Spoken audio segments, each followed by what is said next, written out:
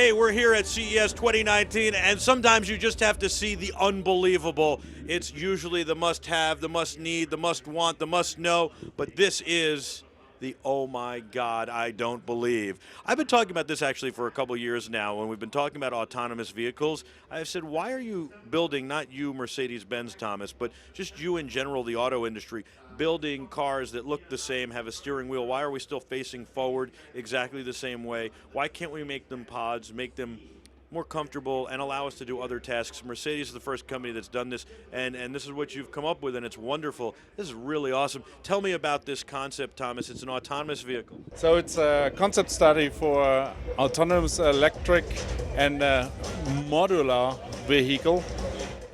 Here we are inside of our people mover module, but we have all the technology, all the components based on our autonomous platform, which is underneath. And there's the powertrain, the batteries, all the sensors.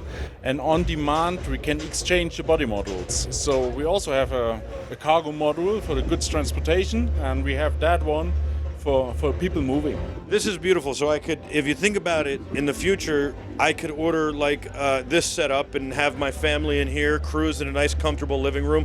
Maybe another time I want a bedroom because I want to take a nap, and another time I'd like an office or a command center. And then, like you said, I could order up, a cargo one to ship packages or to move or something like that.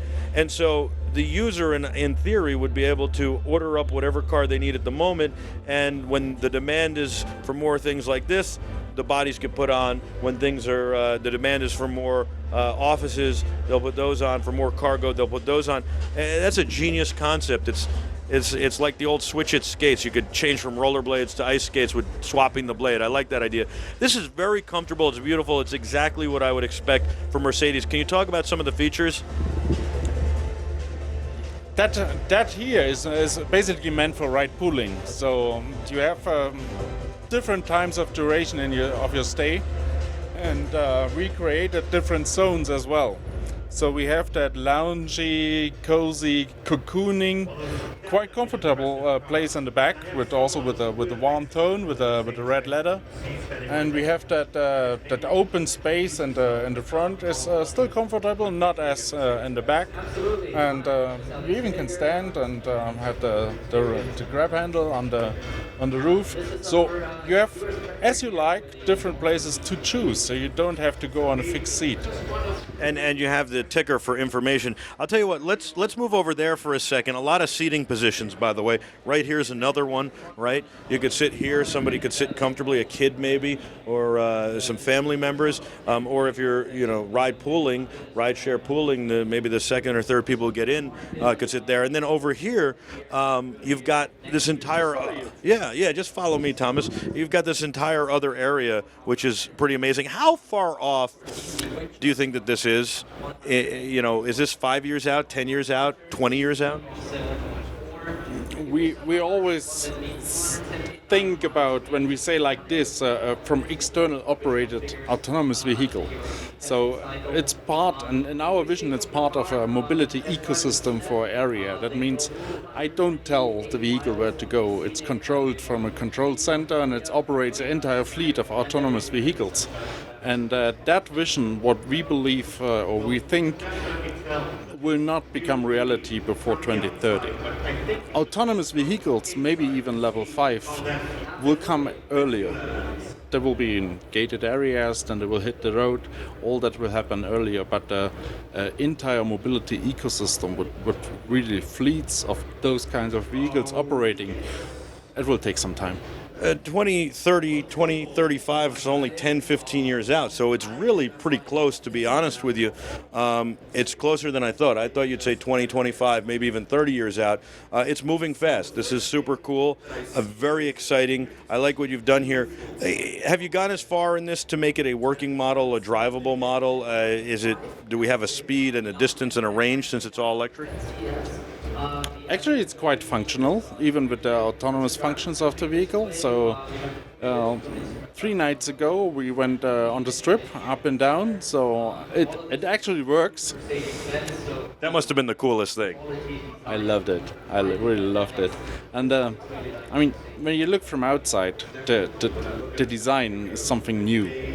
We gave totally freedom to our designers. So we have a futuristic approach of the idea of those mobility ecosystems. So we also gave to our design team totally freedom to style something new, and they catch some ideas from architecture, from furniture. So we came to that, and that futuristic design with the lights and the LED and all the interactions on the outside perfectly matched the strip.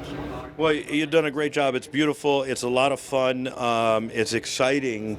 I can't imagine what it's like to ride in it, especially with no driver on the strip, with nobody in the car that could take control.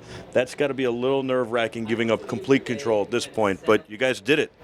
Yeah, we did it, and we did it with journalists, with a lot of media, and they felt comfortable. I mean, I drove a couple of kilometers now with our Vision Urbanetic, and you feel secured. I mean, you have a relaxed position when you take a seat, and no, it never felt strange to me. Well, it's like being on a train or a plane. You just surrender control. How fast does it go, and how long will it? What's the distance? The maximum speed is not more than 50 kilometers, which is like 30-something miles an hour. That's why we don't have seat belts and all that stuff. So it's urban transportation, commuting, and actually the powertrain and the batteries is out of a regular product from our product range. So it's quite capable, and on the strip we went up and down for 4 hours, and so it got a certain range. Wow, that's really good, and it seems aerodynamic the way it's been designed. Well, aerodynamics, if you don't go above 60 kilometers, Don't matter. not really, and no, it's the design is more driven by the idea to have a bionic parametric styling, and the entire body, the greenhouse, how we call it, is out of carbon fiber, and that was the best way. With the bionic structure, and to realize big glass surfaces, and still the rigid of the body structure. So we came to that. Very nice. Mercedes always innovating, doing it here again, being one of the visionaries and leaders in the autonomous vehicle space. Thomas, what's your role in this? Are you part of the development team? I was the project manager for that one, so it's my business. I'm manager for prototypes and show cars. How long did it take to develop this? We got the first idea to think about that in summer 2017, and then we got the formal order, and it took us close to 12 months to get it done. You did a great job. Thank you so much, Thomas. Thank you. Thanks for coming. Notice no windshield wipers. They're not needed because you're not driving. Also, no climate controls at the moment, but really a beautiful job and a great vehicle here. Very exciting what the future is going to bring, and we're bringing it to you. Check out more on BeTerrific.com, and of course, go to MBUSA.com to find out more about Mercedes-Benz. We've got a lot more from CES, so check out BeTerrific.com. Until next time, I'm Michael. He's Thomas. Be terrific.